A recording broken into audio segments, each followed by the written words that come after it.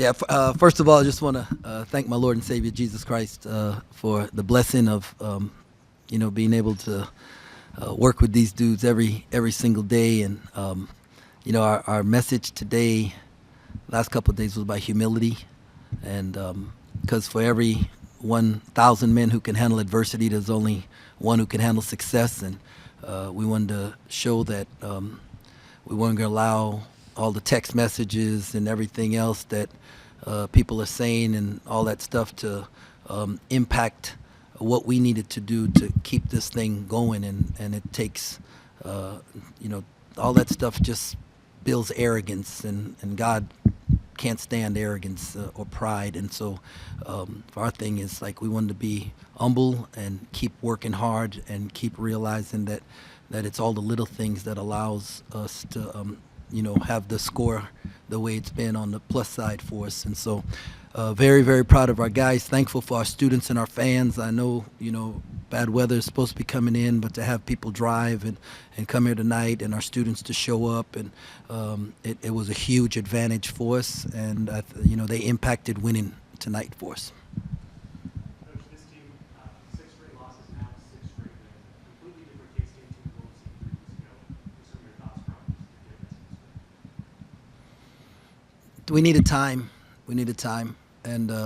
And over the course of time, staff did an unbelievable job of connecting with our guys' hearts. Our guys did an unbelievable job of opening their hearts and their minds to what we needed to improve on, and we did a really good job of listening to them because they had some thoughts that were very, very valuable in where we're at. But this thing isn't about coaches or X's and O's, and it's about guys players out there who have just decided they wanted to win more than anything else, and whatever was asked of them or whatever was needed, they were willing to put forth. And so, last game we made shots. Tonight we didn't. We had to guard and not hang our head when the ball didn't go through the hole, and they did, whatever was needed to at the time for us to have a chance to win. And so all honor and glory goes to God for it. Coach, Doug mentioned that you sort of challenged him to play a little bit better on defense, and for him to get 5 steals today and arguably the biggest one at the end of the game. What has changed for him defensively? I don't think he realized how much he could impact the game without the ball in his hands, and all the other things that go into it, because people put so much weight on how many points or how many assists from the point guard position, and there's just so much more that the point guard has to do. And what he's done is he's opened his heart and his mind to say, okay, coach, what is it that you need from me? Like what are those things? And then in watching him make that turn, I think I've done a better job of being able to give him the information in a way that's better, that he could better receive it, and so, but man, he wants to win, that's the thing. He said, coach, I want to go to the NCAA tournament. That was his thing, and I want to be around winners. And I'm not saying that because I think anything about the NCAA tournament. I'm just telling you what he wants. I know what his goal is to be able to do, and so I can rock with somebody like that.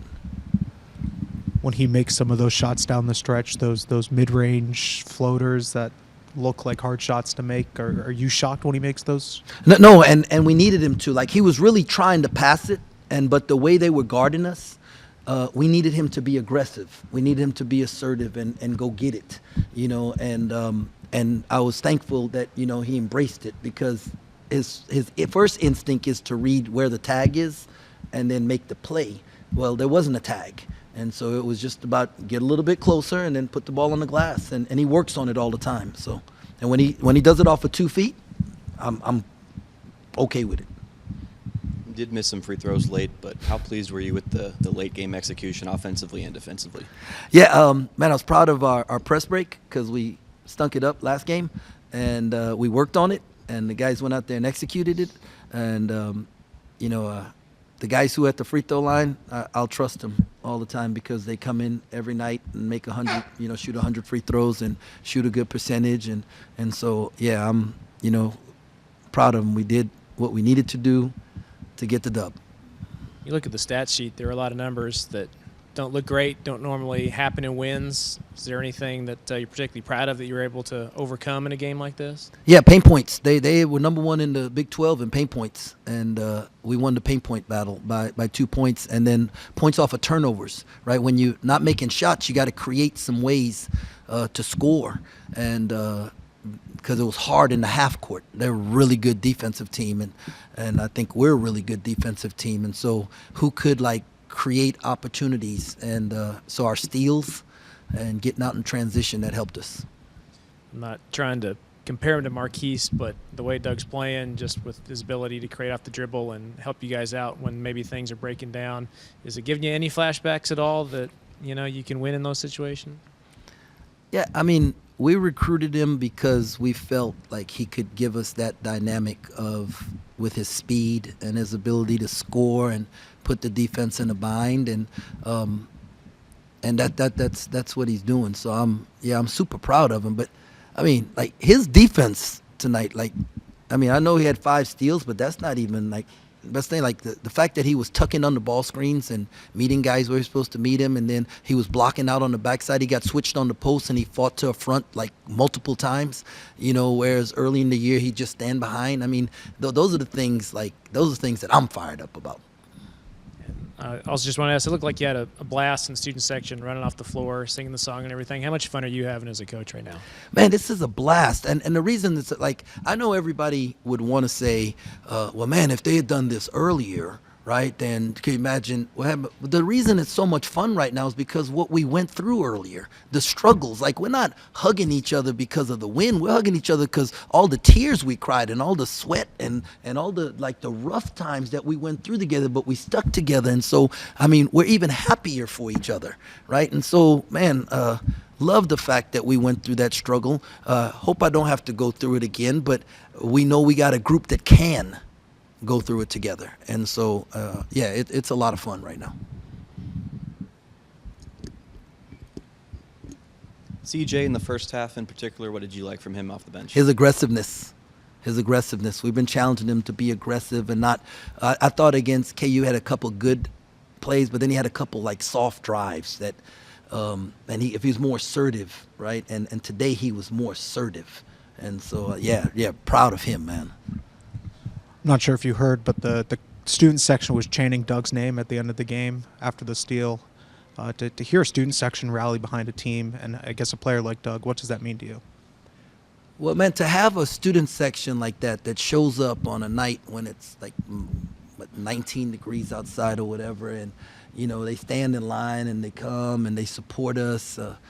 Man, I call them my people, man. Those are my people, and I roll with them all the time, and I know they've got our backs, and I know we got 2 road games coming up, and then we come back home, and every game we play the rest of the year is super important, so we need them.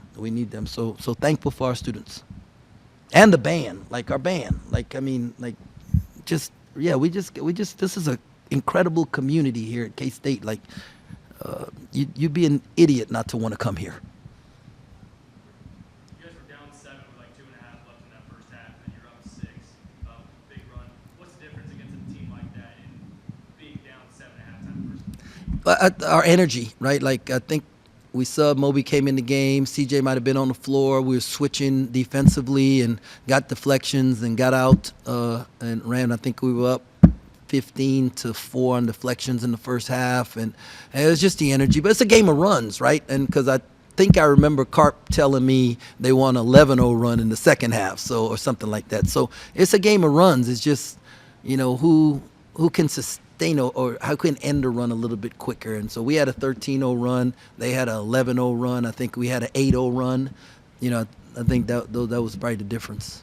I think there was 3 total threes made. A game with as much toughness as tonight. Did you learn a little extra about your team and navigating a game like that? Well, I think they learned that on nights when they're not making shots, they can still figure out a way to win.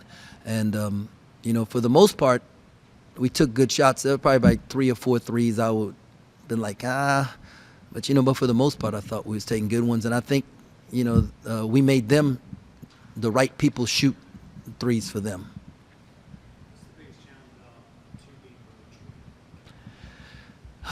challenge of 2 being Well, BYU is super talented. I think they got 2 lottery picks or projected lottery picks on their team, and it's just a tough environment to play in. Man, their fans, it's a special place. The way their crowd is involved in the game, and our game last year, it was a tough one there. I thought we played well. We ran out of time. I thought they're so, that's the first thing, and then you have to have a quick turnaround, and play at Utah, and so just that, any road game in the Big 12 is hard, and then when you have back-to-back, and like I said, we're the only team in the conference that this year will have to play 4 back-to-back road games, right? And everybody else is at 3 or 2. So it's tough. That second game is always like a harder game, and then when it turns that quickly, it's going to be hard. So what we have to do is, like, really tonight, they got to start preparing. Like, they have to do what Phil and Luke tells them to do. Hopefully they're in the cold and hot tub right now, and then double treatments tomorrow, and we're not going to do a lot on Thursday. There'll be more film and stuff and walk through, but that'll be another double treatment type day, and then Friday we'll get after it and then leave. Any other questions for Coach? Okay, thank you. Appreciate it, Coach. Thanks a lot. God bless. Go Cats.